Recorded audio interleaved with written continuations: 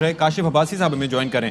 काशिफ अब्बासी साहब, पहले जुल्फ़िकार अली भुट्टो साहब की निस्बत से मोहतरमा बेनज़ीर भुट्टो से कारकुन एसोसिएट होना उन्होंने शुरू किया, उनसे अकीदत और मोहब्बत रखी। अब बीबी की बेटी आज सियासी मैदान में कदम रख रही है, क्या ये मेजर अट्रैक्शन होगी आज की इस जलसे की?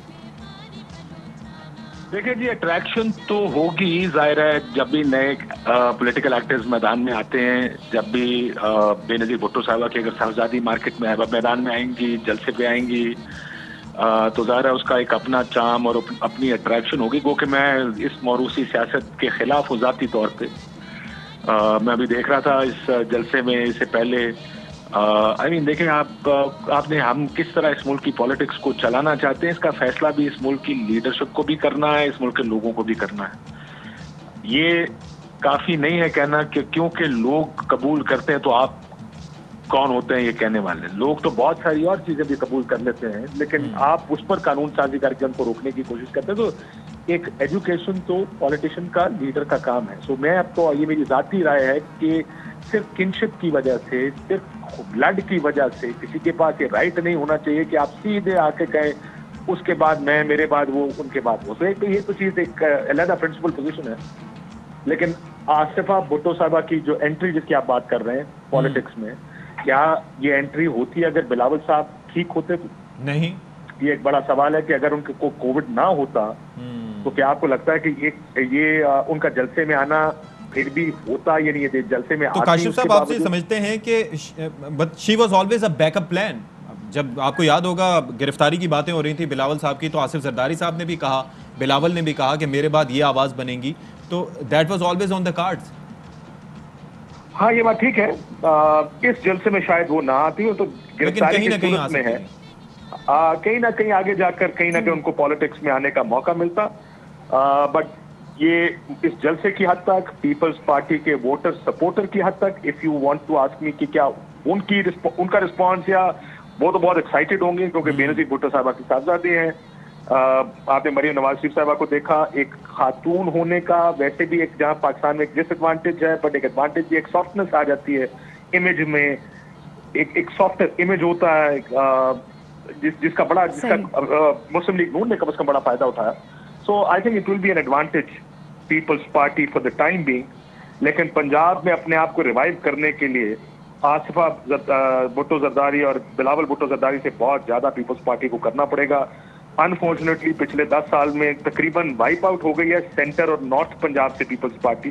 साउथ में उनका वोट बैंक। तो काशिफ साहब, अब इसी से जुड़ा सवाल ये भी है कि आप क्या समझते हैं कि आज की एंट्री हो गई, बिलावल साहब कोविड से सेहतियाब होकर आ जाते हैं, फिर भी आप ये समझते हैं और पीपल्स पार्टी को ये नजर आता है कि आसिफा को मजीद मौके देने चाहिए, या फिर ये आज की हद तक ही आपको दिखाई देता है? देखिए, अगर if I was People's Party, मैं तो आपको ये कह सकता हूं, मुझे ये नहीं पता अंदर, मैं पीपल्स पार्टी की इंटरनल पॉलिटिक्स को तो फिलहाल नहीं जानता हूं कि ये अंदर क्या फैसले हो रहे हैं, लेकिन this is a win win for People's party.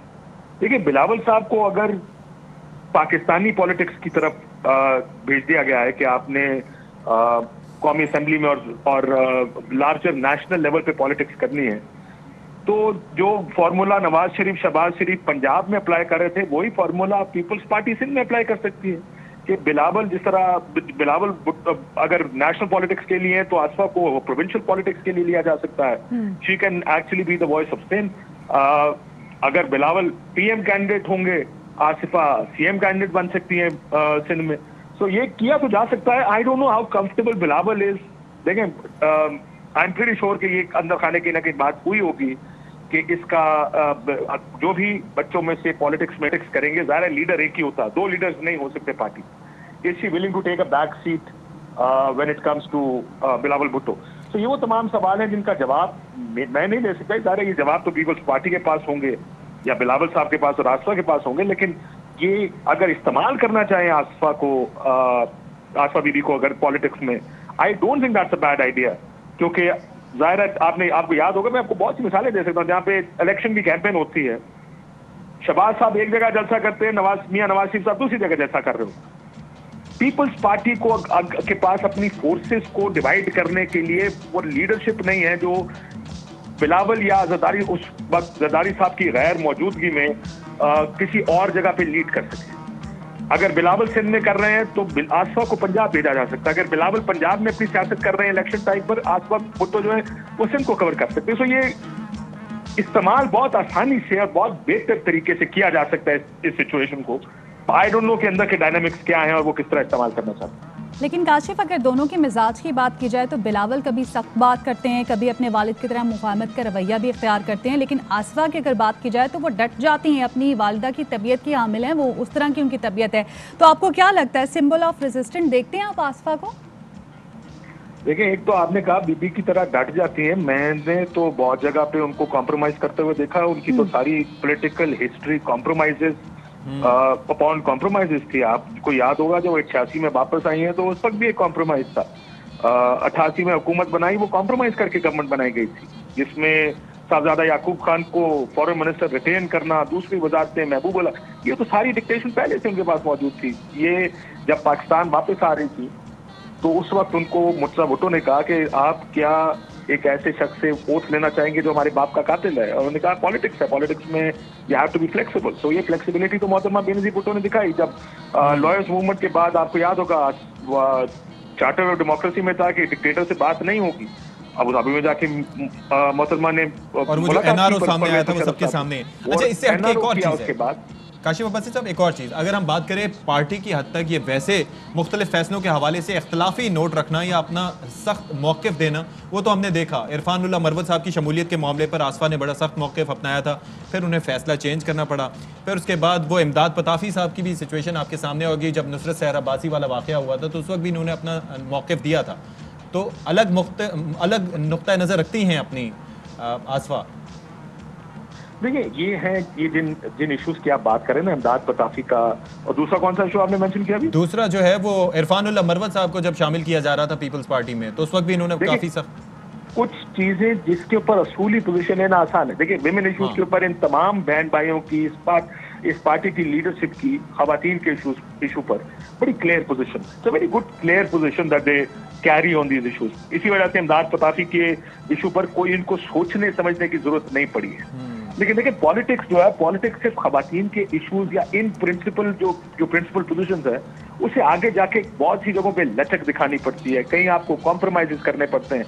Not that आपको कॉम्प्रोमाइज अपने असूल पे करना पड़ता है, बट आपको याद होगा 2007 में तमाम सियासी जमातें लंदन में थी, एपीसी हुई, वो 12 मई का वाकया हुआ था, कहा गया जनाब आपने इसी पार्टी ने मिलकर एमकेएम के साथ आके हुकूमत नहीं बनानी। मोहतरमा ने कहा हम नहीं इसके साथ एग्री कर सकते। और ये हालांकि बड़ा आसान था असूली पोजीशन लेना कि एक ऐसी पार्टी जो माफिया के तौर पे काम करती है, जिसके सर पे सैकड़ों हजारों लोगों का खून हो उस वक्त, लेकिन आपको पता है कि वो रियलिटी है हमारे सूबे की, कहीं ना कहीं उसके साथ आपको बात भी करनी पड़ेगी, उसके साथ डील भी करनी पड़ेगी। तो ये जो जिसको आप ये कह रहे हैं, तरीके से वो आपके इल्म में होगा कि जब मोहतरमा की शहादत हुई थी तो उस वक्त जाहिर है कि काफ लीग, परवेज इलाही साहब, दीगर लोगों पर काफ़ी संगीन इल्ज़ामात भी लगाए गए और बाद अज़ा उनको डिप्टी प्राइम मिनिस्टर भी बनाया गया, एक नया ओहदा तख्लीक किया गया, तो ये भी हुआ। कातिल लीग का था उस वक्त जी। FIR जो मोहतरमा बेनजीर भुट्टो साहबा की प्रेस कॉन्फ्रेंस में मैं मौजूद था, जिसमें कहा अगर मुझे कुछ हुआ तो FIR में इन लोगों का नाम लिखना। उन तमाम लोगों में से अक्सर लोगों, और ये खासकर कातिल, तो ये पॉलिटिक्स है जी। पॉलिटिक्स में कहीं ना कहीं आप असूल कॉम्प्रोमाइज नहीं करते, लेकिन फ्लेक्सिबिलिटी तो दिखानी पड़ती है। तो ये जब कोई कहता है कि जी वो अपनी जगह से हिलती नहीं है, बहुत ज्यादा स्टबर्न है अपनी बातचीत में, दैट्स नॉट पाकिस्तानी पॉलिटिक्स के हवाले से, एटलीस्ट कम से कम पाकिस्तानी पॉलिटिक्स में ये बात जरूर साबित है कि आपको फ्लेक्सिबिलिटी दिखानी पड़ेगी। आज आप मरियम नवाज शरीफ साहिबा के साथ सियासत कर रहे हैं, रैलीज कर रहे हैं, स्टेज शेयर कर रहे हैं। मोहतरमा बेनजीर भुट्टो के साथ उस वक्त की मुस्लिम लीग ने क्या किया था, ये फ्लेक्सिबिलिटी और कॉम्प्रोमाइज है कि, क्योंकि मुझे याद है, मैं उस वक्त 90s और 80s की पॉलिटिक्स कम से कम पंजाब की बहुत करीब से देखी, मेरी सारी फैमिली एक्टिव थी। मुस्लिम लीग नून, उस वक्त की मुस्लिम लीग और मुस्लिम लीग नून और पीपल्स पार्टी दो मुख्तलिफ, जो ये आपस में बैठ नहीं सकते थे, बात नहीं कर सकते सियासत पे, इतनी लड़ाई थी।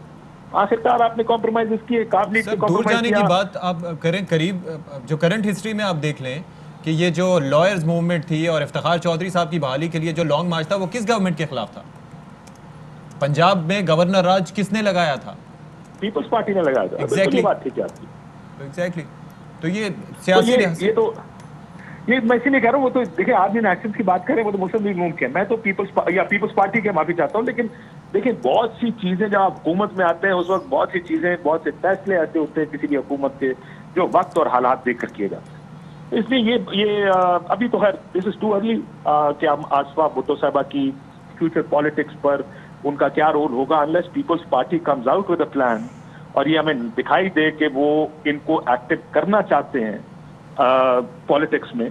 आई don't know about that, but ये जो कह रहे हैं ना compromise they will all come down to compromising, because ये सब लोग जानते हैं कि कहां पे किसके साथ किस तरह आपने कॉम्प्रोमाइजेस का तज़किरा किया। मौलाना फजलुर रहमान साहब खवातीन के सियासत में किरदार पे काफ़ी आपको पता है सख्त मौक़िफ़ रखते थे। तो पहले मरियम नवाज साहिबा मौजूद थी, अब तो आसफा भी साथ आ गई हैं। तो देखिए मौलाना साहब तो बहुत सारे मौक़िफ़ बदल चुके हैं ना अपने। वो ये मौलाना साहब देखें, ये पॉलिटिक्स फिर अगेन ये पाकिस्तानी पॉलिटिक्स है। मेरा ख्याल है मौलाना साहब को मजहबी रहनुमा के तौर पर ना देखा जाए, उनको सियासी रहनुमा के तौर पर देखें। ठीक है कि वो एक पॉलिटिकल लीडर है जिनको वक्त के साथ साथ पॉलिटिक्स करनी है और उसके मुताबिक अपने फैसले करने। हाँ, ये बात आपकी ठीक है। आज भी अगर आप मौलाना से ये सवाल पूछें तो शायद वो उसका जवाब नहीं देंगे कि क्या औरत लीड कर सकती है, उसका जवाब वो आज भी गोल मोल करके देंगे। नहीं तो उस वक्त भी जब सवाल उनसे किया गया था अभी हाल ही में, तो उन्होंने कहा कि ये सवाल आपको किसी ने फीड किया है। हाँ, वो क्योंकि सीधा जिस चीज का मौलाना सीधा जवाब नहीं देना चाहेंगे उसका स्पिन मौलाना साहब ने बहुत अच्छा ढूंढा। वो कभी कहेंगे कि आपको प्लांट किया गया है, आप किसी से डिक्टेशन लेकर आई हैं, आप हालात खराब करना चाहते हैं। देखें पोजीशंस तो जो आप लेते हैं वो पोजीशंस तो होंगी, पर देखें फिर क्या करें, पाकिस्तानी सियासत यही है ना बहुत। हम तो ऐसे मौलाना साहब के बारे में ये बातें कर रहे हैं जिस तरह बाकी सारे असूल के मुताबिक काम कर रहे हैं। कल इमरान खान साहब से परसों एक इंटरव्यू में पूछा गया उनका परवेज इलाही साहब के बारे में बयानात, उन्होंने भी कहा कि जाने दीजिए ये सवाल आपके लिए ठीक नहीं है। तो ये कॉम्प्रोमाइज तो सब करते हैं पाकिस्तानी पॉलिटिक्स में, कोई मौलाना साहब अकेले खुद। अच्छा, दूसरा काशिफ अब्बासी साहब, आप जाहिर है कि कोरोना की जो दूसरी लहर है उस पर आप भी बहुत फिक्रमंद हैं, अपने प्रोग्राम से आप तस्करा भी करते रहें, आप बात भी करते रहें। ये जो इस वक्त मनाजिर हम देख रहे हैं कि मास्क बहुत कम लीडरशिप के पास फिर भी दिखाई दे रहे हैं, लेकिन जो कारकुन हैं वो एक्सपोज्ड हैं। आप समझते हैं कि ये बड़ा थ्रेटनिंग है और इससे हमें परेशान होना चाहिए, या फिर कुछ नहीं होगा, जो होगा देखा जाएगा?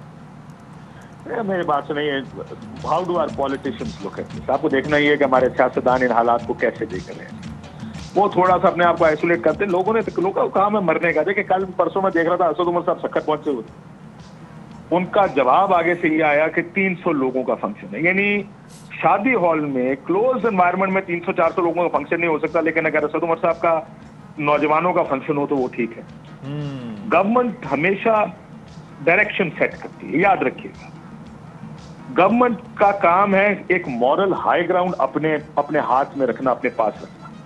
अगर गवर्नमेंट की पोजीशन कमजोर हो जाएगी तो अपोजिशन को आप किस मुंह से आज हुकूमत खड़ी होकर कहेंगे आप लोगों को जाने खतरे में डाल रहे हैं। इमरान खान साहब ने फैसलाबाद में, फिरदौस आशिक अवान साहब अपने जाहो जलाल में, और अब असद उमर साहब ने वीकेंड के ऊपर सखर जाके काम कर दिया।